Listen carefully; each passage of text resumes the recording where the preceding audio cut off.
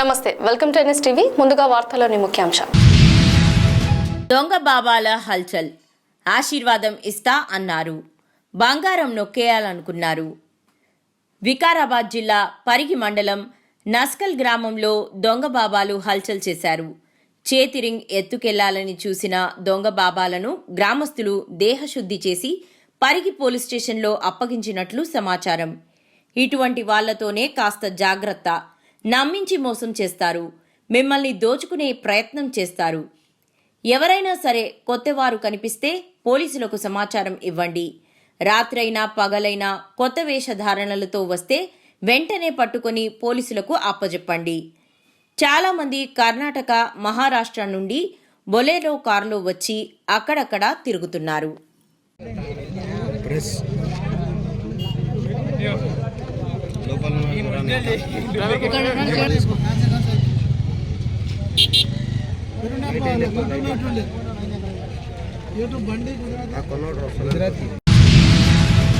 వేలాది మంది జీవనోపాధికి ఆటంకంగా మారే చర్యలను అడ్డుకుని తమకు ఇబ్బందులు లేకుండా చూడాలని కడప సూపర్ మార్కెట్ అసోసియేషన్ అధ్యక్ష, ఉపాధ్యక్షులు నజీర్ అహ్మద్, మాలేపాటి నాగరాజులు జిల్లా కలెక్టర్ను కోరారు. ఈ మేరకు వారు విలేకరులతో మాట్లాడుతూ తమ ఆవేదన వ్యక్తం చేశారు. ప్రముఖ కార్పొరేట్ సంస్థ డీమార్ట్ ఇటీవల తమ వ్యాపార కార్యకలాపాల నిర్వహణ కోసం ఇటీవల కడప నగరంలో భూమి కొనుగోలు చేసిందన్నారు. ఇది మా అందరి వ్యాపార వాణిజ్య వ్యవస్థపై తీవ్ర ప్రభావాన్ని చూపుతుందన్నారు. డీమార్ట్ ఏర్పాటుతో కడప నగరంలో దాదాపు 900 చిన్న సూపర్ మార్కెట్లు, చిన్న కిరాణా స్టోర్లపై తీవ్ర ప్రభావం ఉంటుందన్నారు. ఈ అంశం 2500 కుటుంబాలను ప్రభావితం చేస్తుందన్నారు. అంతేకాకుండా స్థానికంగా తమ ఉత్పత్తులను సరఫరా చేసే తయారీదారులు, ఇండస్ట్రీలు, వ్యాపారులు, వారి ఉద్యోగులకు ఇబ్బందులు తప్పవన్నారు.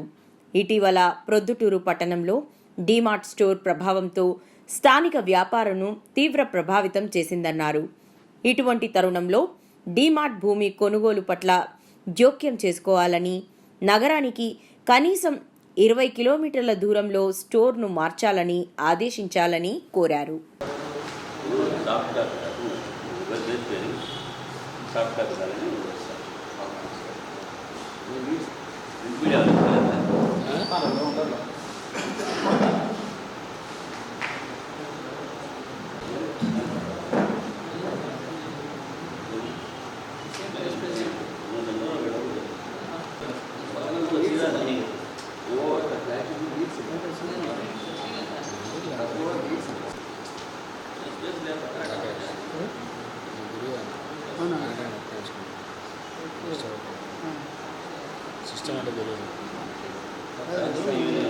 ఈరోజు మా కడప సూపర్ మార్కెట్స్ అసోసియేషన్ తరఫున ఇక్కడ మన ప్రెస్ క్లబ్లో ఒక ప్రెస్ మీట్ జరపడం జరుగుతూ ఉంది.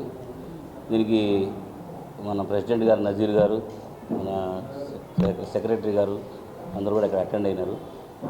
నేను దానికి వైస్ ప్రెసిడెంట్గా ప్రస్తుతానికి వివరిస్తున్నాను. ఇక్కడ ఏంటంటే సూపర్ మార్కెట్స్ అనేది ప్రతి ఒక్కరికి సంబంధించినటువంటి కాన్సెప్ట్ అండి. అందరూ జనాలు, ప్రతి ఒక్కరికి కూడా జనాల్లో మమేకమై జీవిస్తూ ఉంటారు. ప్రతి ఒక్కరు కూడా సూపర్ మార్కెట్స్కి వస్తూ ఉంటారు ప్రతి ఒక్క ఐటమ్స్ కోసం. A to Z, pin to pin అన్నీ మనకు ఏం కావాలన్నా కూడా సూపర్ మార్కెట్స్లో అవైలబుల్ ఉంటాయి. ఇదేమంటే మనకి ప్రస్తుతం ఒక చిన్న సమస్య అనేది ఏర్పడి ఉన్నది. ముఖ్యమైన సమస్య ఏంటంటే పెద్ద పెద్ద ప్లేయర్స్, పెద్ద పెద్ద స్టోర్స్ ఇలాంటివి రావడం వల్ల ఉపాధి కోరుకుంటూ ఏదో సెల్ఫ్ ఎంప్లాయ్మెంట్ చేసుకుంటూ ప్రస్తుతం ప్రభుత్వానికి భారం కాకుండా వాళ్ళ జీవనాన్ని గడుపుకుంటూ మనకు ప్రభుత్వం మీద ఎటువంటి భారం వేయకుండా సెల్ఫ్ ఎంప్లాయ్మెంట్ క్రియేట్ చేసుకొని సూపర్ మార్కెట్స్ చేసుకుంటున్నారు. అలా దాదాపు ఇప్పుడు కడపలో చిన్న పెద్ద లాంటి సూపర్ మార్కెట్స్, కిరాణా స్టోర్స్ దాదాపు 900 దాకా ఉన్నాయి. ప్రతి స్టోర్లో కూడా కనీసం 2 నుంచి 3 ఎంప్లాయీస్ తీసుకున్నారు.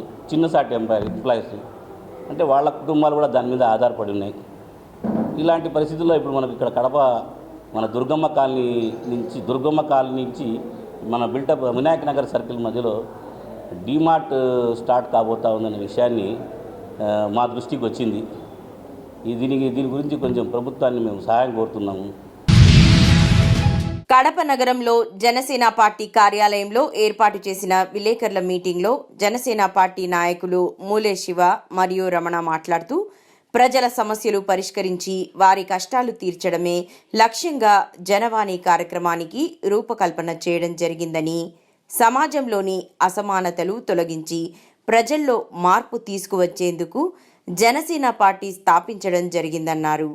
ఇందులో భాగంగా ప్రజా సమస్యలు తెలుసుకొని వాటిని ఆయా అధికారుల దృష్టికి తీసుకెళ్లి పరిష్కరించేందుకు తగిన చర్యలు చేపట్టడం జరిగిందన్నారు. ఈ క్రమంలోనే ఇప్పటికే మంగళగిరిలోని తమ ప్రధాన కార్యాలయంలో జనవాణి కార్యక్రమాన్ని ప్రారంభించి ముందుకు సాగుతున్నామన్నారు.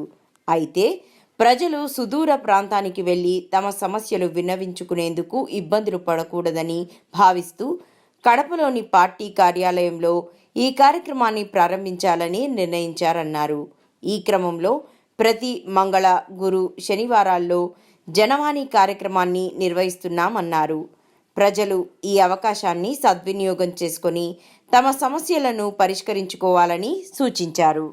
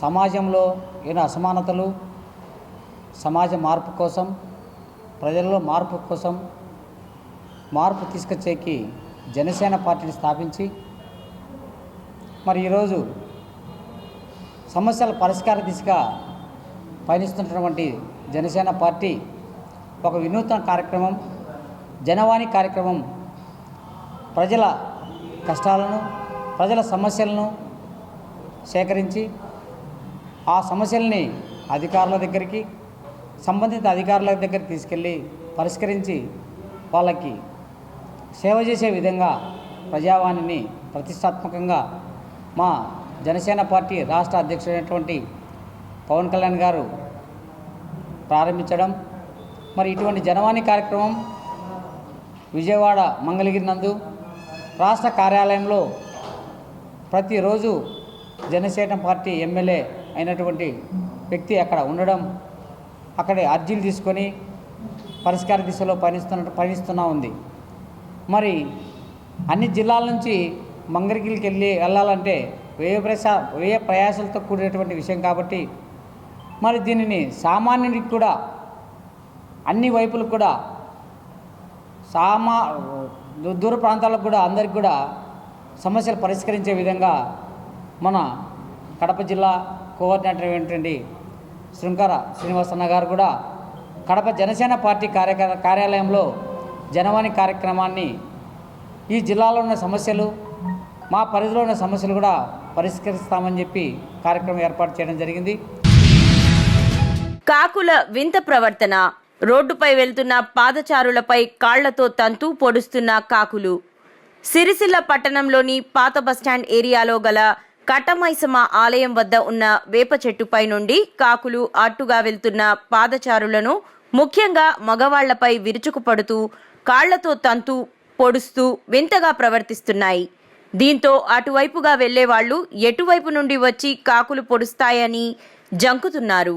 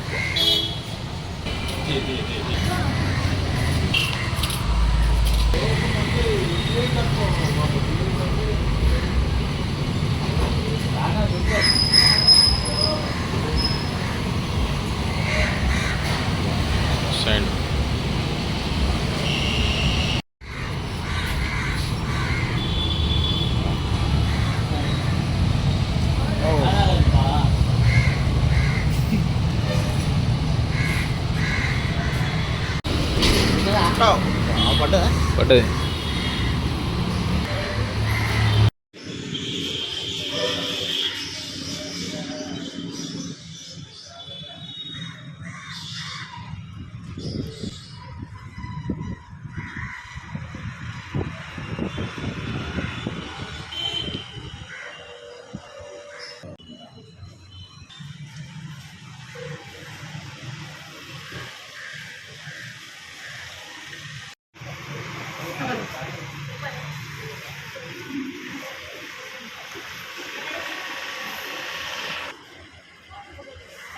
అబ్బా పడ్డది. మళ్ళీ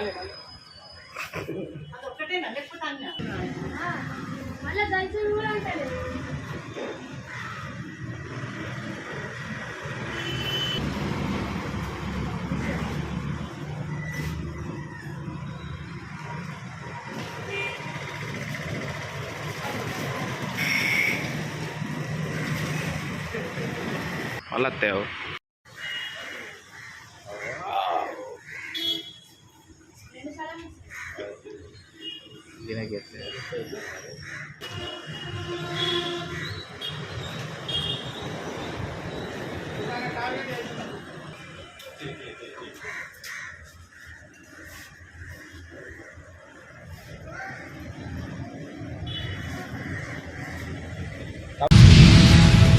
ఖమ్మంలో హల్చల్ చేసిన ఫేక్ ఫుడ్ ఇన్స్పెక్టర్లు.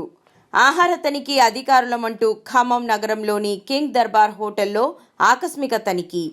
కుళ్ళిపోయిన మాంసం, కాలం చెల్లిన నిత్యావసర సరుకులు వినియోగిస్తున్నారంటూ హోటల్ యజమానిపై ఫైర్. ప్రజా ఆరోగ్యంతో చెలగాటమాడితే సహించేది లేదని మండిపాటు. దానితో ఆందోళన చెందిన హోటల్ యజమాని, మీ హోటల్ నిర్వహణలో లోపాలున్నాయని హైదరాబాద్ నుంచి తమను ఆకస్మిక విచారణ చేయమని చెప్పిన కేటుగాళ్లు. విచారణ నివేదిక అనుకూలంగా ఇవ్వాలంటే 2 లక్షల రూపాయలు ఇవ్వాలని డిమాండ్. ఖమ్మం జిల్లా కలెక్టర్, సిసి, జిల్లా ఫుడ్ ఇన్స్పెక్టర్కు తలా 50,000 ఇవ్వాల్సి ఉంటుందన్న ఫేక్ ఫుడ్ ఇన్స్పెక్టర్లు. అనుమానం వచ్చిన హోటల్ యజమాని స్థానిక ఫుడ్ ఇన్స్పెక్టర్కు ఫోన్ కాల్ ద్వారా సమాచారం. తమ శాఖ నుంచి జిల్లాలో ఆకస్మిక తనిఖీలు ఏమీ లేవని స్పష్టం చేసిన జిల్లా స్థాయి ఆహార తనిఖీ అధికారి కిరణ్ కుమార్. కేటుగాళ్లను గుర్తించి పోలీసులకు ఫిర్యాదు చేసిన హోటల్ యజమాని జుబేర్ ఖాన్. అందిన సమాచారంతో రంగంలోకి దిగి 4 కేటుగాళ్లను అరెస్టు చేసిన ఖమ్మం అర్బన్ పోలీసులు.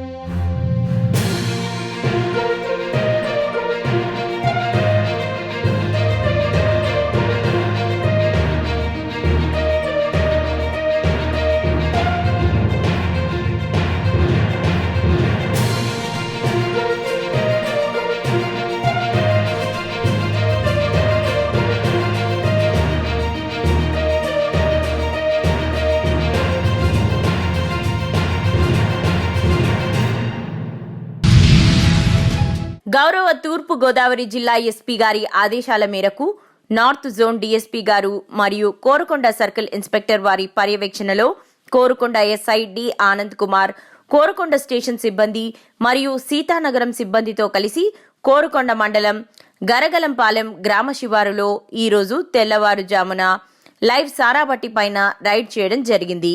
ఈ రైడ్ 200 లీటర్లు నాటు సారా, 2 మోటార్ సైకిళ్లు స్వాధీనపరుచుకోవడం జరిగింది.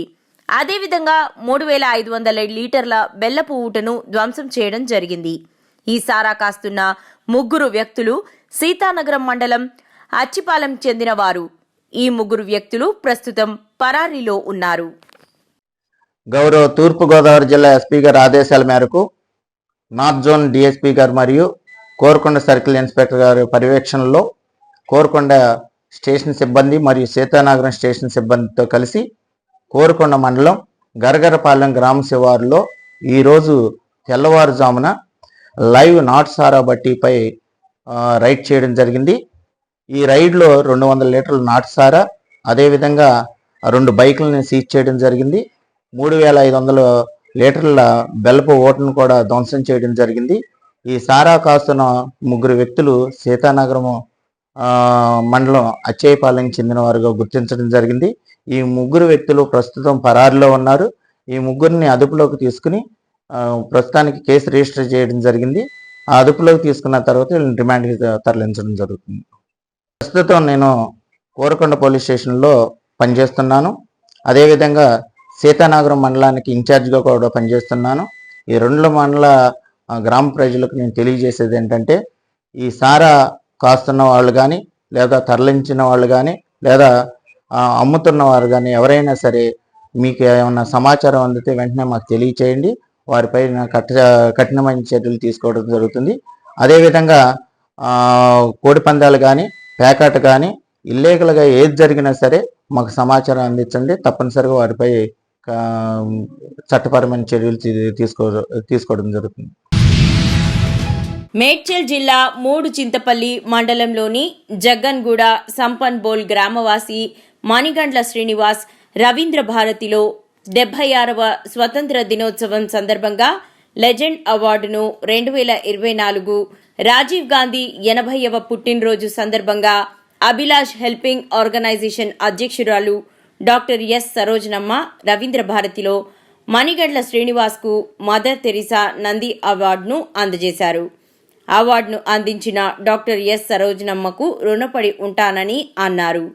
ఈ అవార్డు మా తల్లిదండ్రులకు అంకితం చేస్తున్నానని శ్రీనివాస్ అన్నారు. అవార్డు వచ్చినందుకు కుటుంబ సభ్యులు, గ్రామ ప్రజలు హర్షం వ్యక్తం చేస్తున్నారు. అమ్మాయి ఇప్పటిదాకా అవార్డులు స్వీకరించిన వాళ్ళు ఒక group photo. The people who have received felicitation so far requested to be here.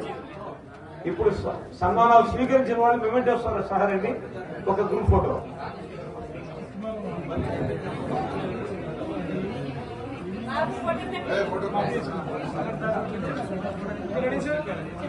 నమస్తే అందరికీ.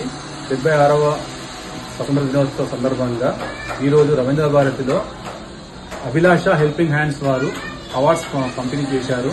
దాంట్లో నేను చేసే కార్యక్రమాలను నేను యూట్యూబ్ ద్వారా చేసే దానికి మెచ్చుకొని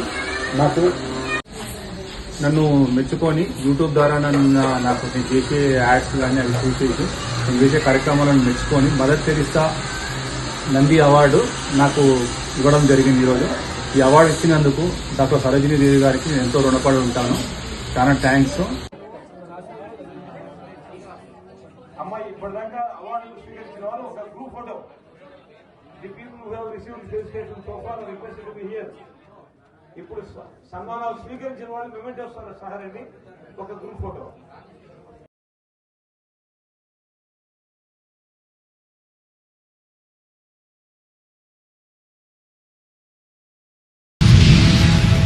కేరళలోని వాయనాడ్లో కొండచర్యలు విరిగిపడిన ప్రమాదంలో వందలాది మంది గాయపడ్డారు. వివిధ ఆసుపత్రులలో చికిత్స పొందుతున్న బాధితులను పరామర్శించేందుకు కేరళ సీఎం పినరయి విజయన్తో కలిసి ప్రధాని నరేంద్ర మోదీ ఆసుపత్రులకు వెళ్లారు. బాధితులతో కాసేపు మాట్లాడి ధైర్యం కల్పించారు.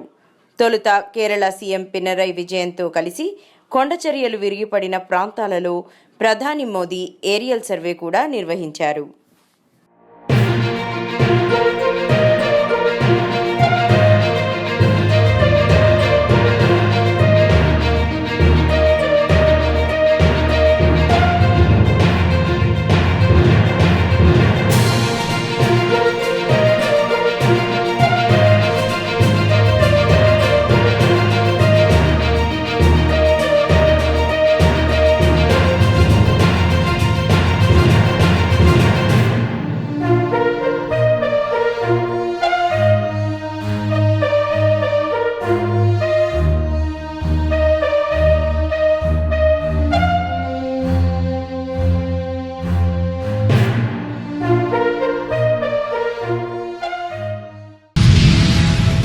టీటీడీ నూతన పాలక మండలి ఏర్పాటు చేయనున్నట్లు వచ్చిన సమాచారాన్ని దృష్టిలో పెట్టుకుని ఆంధ్రప్రదేశ్ సుమన్ యువసేన రాష్ట్ర అధ్యక్షులు డాక్టర్ పర్చూరి నారాయణ గౌడ్ మీడియా సమావేశం ఏర్పాటు చేశారు. ఈ సమావేశంలో వారు మాట్లాడుతూ 4 దశాబ్దాలుగా సుమన్ ఫ్యాన్స్ ద్వారా ఎన్నో మంచి కార్యక్రమాలు చేశామని, మంచి పనులకు హీరో సుమన్ ఎప్పుడూ అండగా ఉంటారని, మానవతా విలువలు ఉన్న మనిషి సుమన్ అని, ఆయనకు దేశభక్తి చాలా ఎక్కువని, ఆర్మీ జవాన్లకు గతంలో 170 ఎకరాలు భూమిని ఉచితంగా ఇచ్చారని, ఆయన మంచితనానికి ఇదొక నిదర్శనమని, నూతనంగా నియమించే పాలక మండలిలో రాజకీయాల నుంచి, సినిమా ఇండస్ట్రీ నుంచి మంచి విలువున్న, నీతి నిజాయితీకి కట్టుబడి ఉన్న వారిని ఎన్నుకోవటానికి ఏర్పాట్లు జరుగుతున్నాయని, టీటీడీ పాలక మండలిలో హీరో సుమన్కు అవకాశం కల్పించాలని ముఖ్యమంత్రి నారా చంద్రబాబు నాయుడు డిప్యూటీ సీఎం పవన్ కళ్యాణ్ను కోరారు. ఎలక్ట్రానిక్ మీడియా వారందరికీ నమస్కారాలు. నా పేరు డాక్టర్ నారాయణ గౌడ్, సుమన్ యువసేన రాష్ట్ర అధ్యక్షుడిని. ఈరోజు మనందరం చూస్తూనే ఉన్నాం, టీటీడీకి నూతన పాలక మండలిని త్వరలో నియమించబోతున్నారు. అదేవిధంగా ఎవరైతే నియమించబోతున్నారో వాళ్ళు వివిధ రంగాల నుంచి, అటు రాజకీయ రంగం నుంచి, ఇటు సినీ ఇండస్ట్రీ నుంచి, అదేవిధంగా పారిశ్రామిక రంగం నుంచి కూడా నిష్ణాతులైన వ్యక్తుల్ని, ఎటువంటి అవినీతి అవకతవకలు లేకున్నటువంటి వ్యక్తుల్ని నియమించబోతున్నారనేది మనకు తెలిసిన సమాచారం. అందులో భాగంగా సినీ ఇండస్ట్రీ నుంచి మన ప్రముఖ సీ నటుడు సుమన్ గారికి అవకాశం కల్పించాలని పవన్ కళ్యాణ్ ముఖ్యమంత్రి చంద్రబాబు నాయుడు గారికి, అదేవిధంగా సినీ ఇండస్ట్రీ నుంచి మొట్టమొదటిసారిగా ఒక ఉప ముఖ్యమంత్రిని స్వీకరించినటువంటి పవన్ కళ్యాణ్ గారికి మా యొక్క అభిమాన సంఘం నుంచి విజ్ఞప్తి చేస్తున్నాం. ఎందుకంటే సినీ ఇండస్ట్రీలో 99లో ఎలక్షన్లో తెలుగుదేశం పార్టీ తరఫున ప్రచారం చేసి ఆ యొక్క ఎన్నికల్లో తెలుగుదేశం పార్టీ అఖండ విజయానికి కృషి చేసినటువంటి నటుడు సుమన్ గారు మనందరూ తెలిసినటువంటి వ్యక్తి. అటువంటి వ్యక్తి అప్పటి నుంచి ఇప్పటికి కూడా నారా చంద్రబాబు నాయుడు యొక్క ఆశయాలకు అనుగుణంగా పనిచేస్తూ వారి యొక్క అభివృద్ధిని ఈ రాష్ట్రంలో, అదే ఉమ్మడి రాష్ట్రంలో, అదేవిధంగా ఇప్పుడున్నటువంటి నవ్యాంధ్రప్రదేశ్ లో కూడా అభివృద్ధి కోరుకోవాలని ఈ 2024 ఎన్నికల్లో కూడా ఆయన అనేక సందర్భాల్లో ఇంటర్వ్యూల్లో, అదేవిధంగా మీడియా పత్రికా సమావేశంలో కూడా తెలియజేయడం జరిగింది.